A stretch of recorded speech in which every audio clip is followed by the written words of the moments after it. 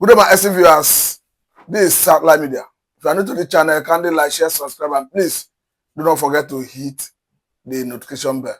Let us look at this major controversy concerning Fulani and host communities. Remember that the tide is already turned against Fulani militias in Nigeria, and we are seeing so many development in this regard.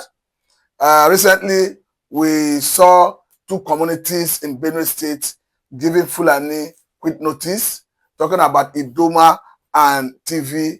And equally, we saw another one that came from Taraba, where a monarch in Taraba gave the Fulani quit notice.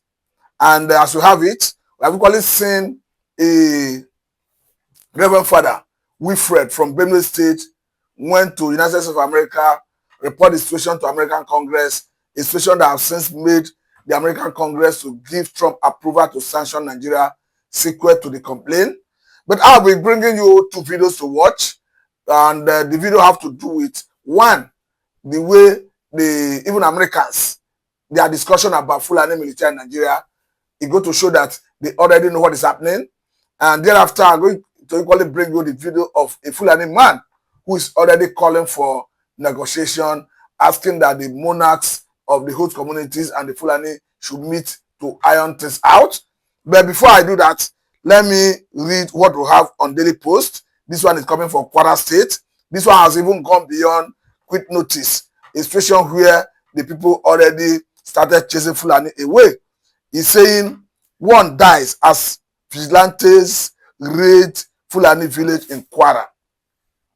He go for that to say that at least one person have been confirmed dead and several houses razed following an attack on Fulani settlements in Patiji local government area of Kwara State by a group of vigilantes and local hunters. He equally go for that to say that according to a post on Friday by security analyst Zagazola Makama on S, the attack occurred at about 3:40 p.m. on Thursday when the assailants, numbering about 100, stormed Fulani settlements in Latai, Onachi, and Rogwa villages under the guise of fighting kidnapping. Let me quickly say that from what we are seeing, I think the reason we are seeing this level of maybe quit notice and even eviting Fulani is because of perhaps the inability of the security agencies to do the needful in terms of arresting and prosecuting those who have been wreaking havoc in different areas of the country. I'm going to bring you another news. This time around, this one is coming from The Punch, and this one is in Imo State, in the southeastern part of the country, equally involving herdsmen.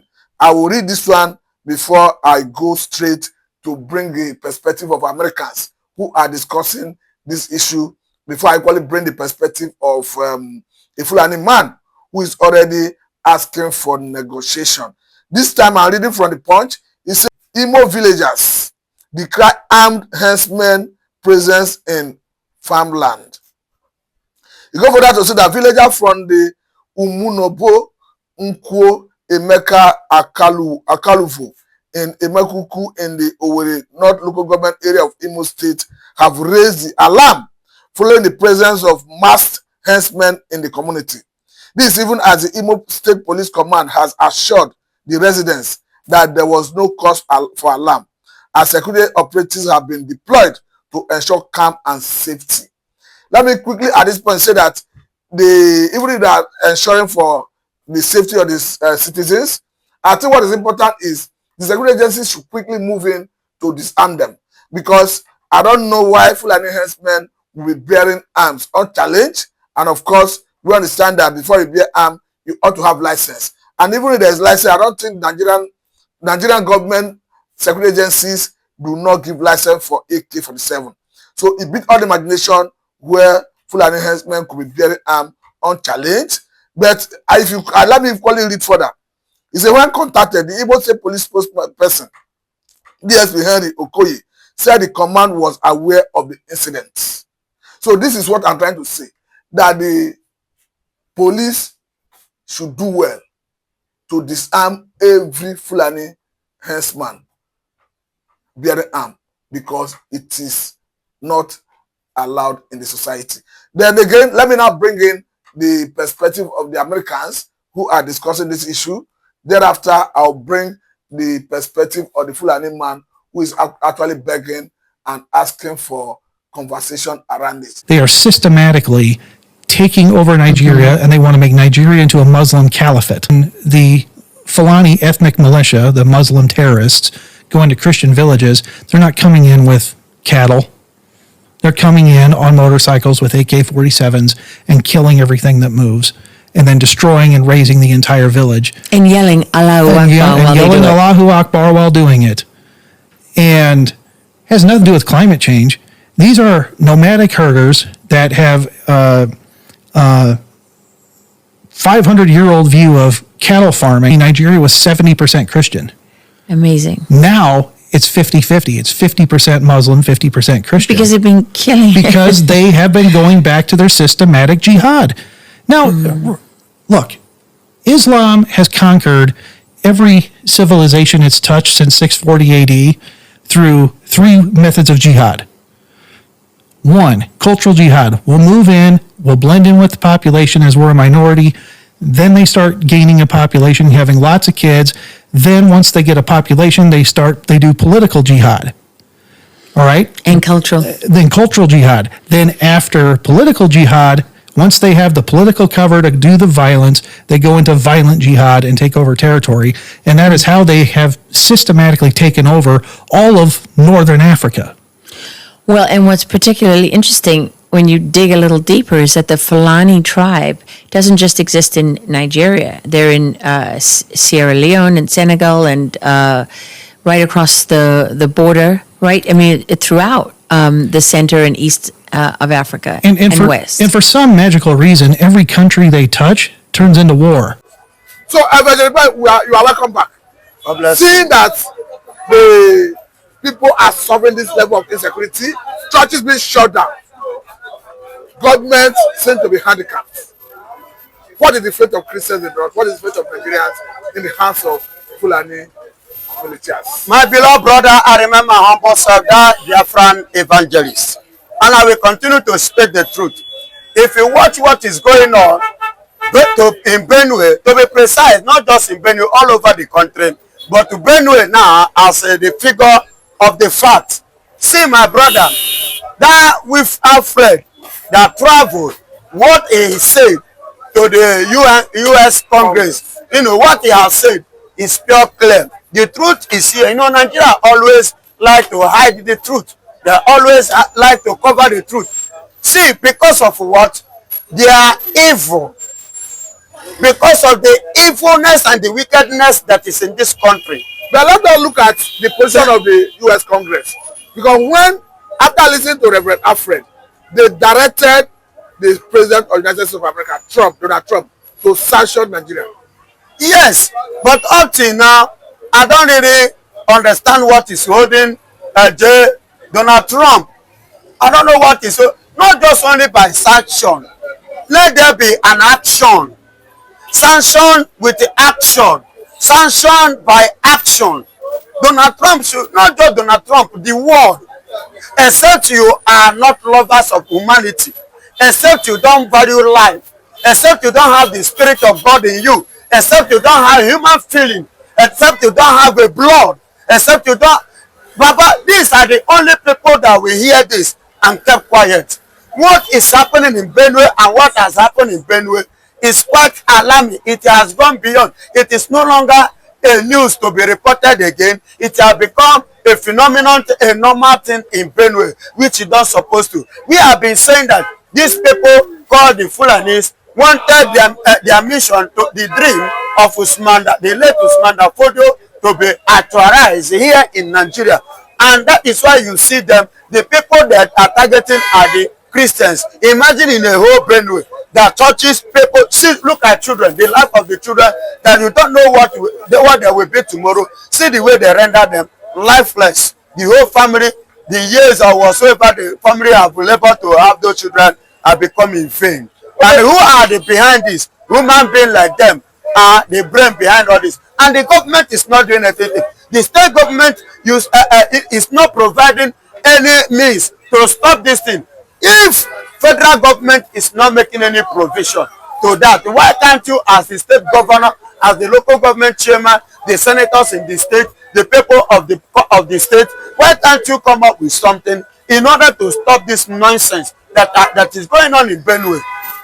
You understand? See, my brother is becoming too obvious. Though I didn't come from Benue, but I am not happy because I believe that those lives that have been taken, those children that have been by, they are human beings, and moreover, they are Christians. And because they are Christians, see churches too being shut down in a country like this. And is it only Muslims that should be allowed, to have their freedom here in this country? And if that should be the case, that means what I earlier said and what I've been saying since, that Nigeria is an Islamic country, and not just an Islamic country, but a jihadist nation. And that is why you see them carrying out this, abnormal activities. Federal government is not doing anything. Despite the fact that we have somebody like Bola Ahmed Tinubu that come from the West, yet the worst is still going on. Okay, now we understand that in a place like Idoma, in a place like TV, in a place like Taraba community, they have given Fulani quick notice. Particularly those Idoma and TV say at the end of May, Fulani should vacate.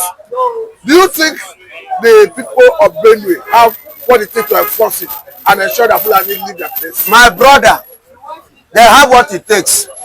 It is their land, and what has happened is enough evidence for them to come up with anything at all to evacuate those people, to quit them.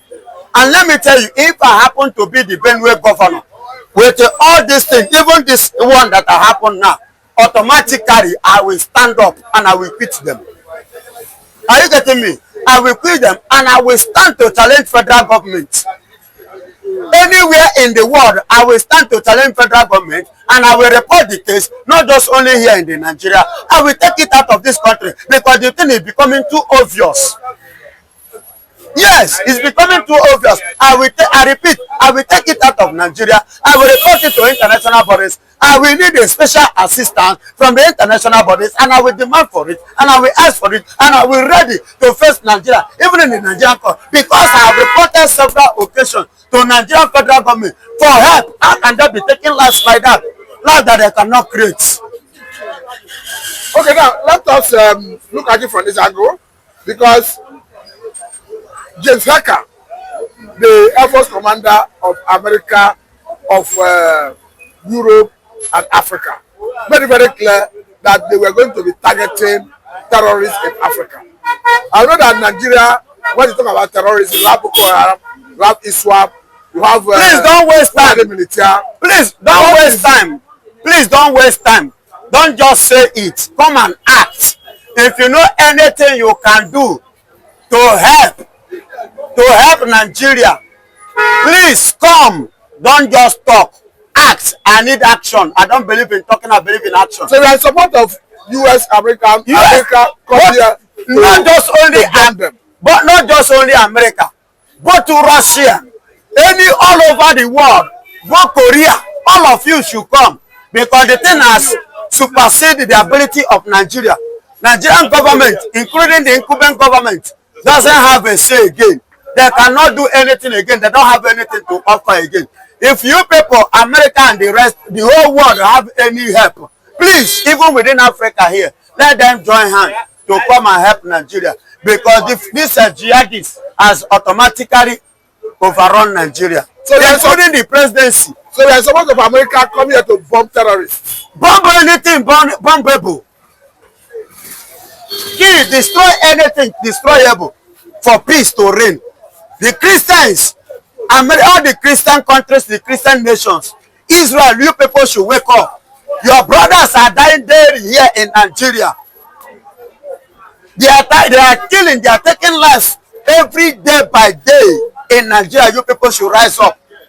Christianity and the children of God must not be utterly wiped out, especially in this country called Nigeria. You people should rise up and help. Anyhow you can help, please, we need your help. I am calling on international men to now, international bodies, please, I use the name of our Lord Jesus Christ. You people should come and help the Christians, the fellow brothers, in the houses of Nigeria.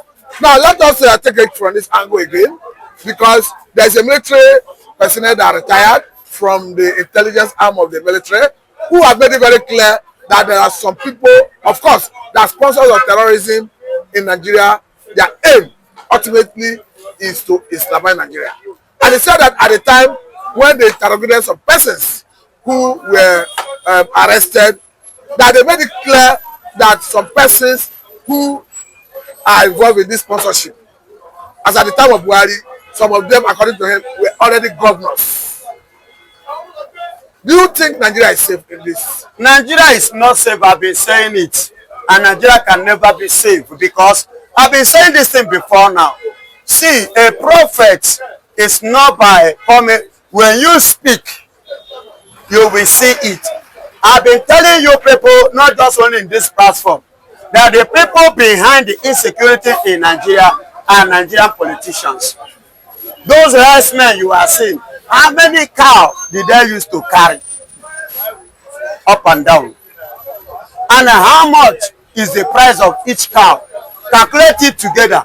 Then how much is AK-47 and AK-49? How much are they selling it? Then how much is the price of a bullet? Then by the time you check all these things, you will discover that these people are not selling their cow to buy arms. They have sponsors somewhere. People that are stealing our money, taking our money, and doing what? Using it to work against us. You understand? And those people are Nigerian politicians. So let the Nigerian politicians be seriously checkmated. And if there should be, look into, you will discover that out of 36 or 37 states in Nigeria, almost 27 to 30 of them, governors, are involved in this thing that is happening in Nigeria. And that is why these people, these criminals, these jihadists have enough bullet to waste. They have enough gun to handle. Okay, let us take you to another angle. Thank you very much for attending.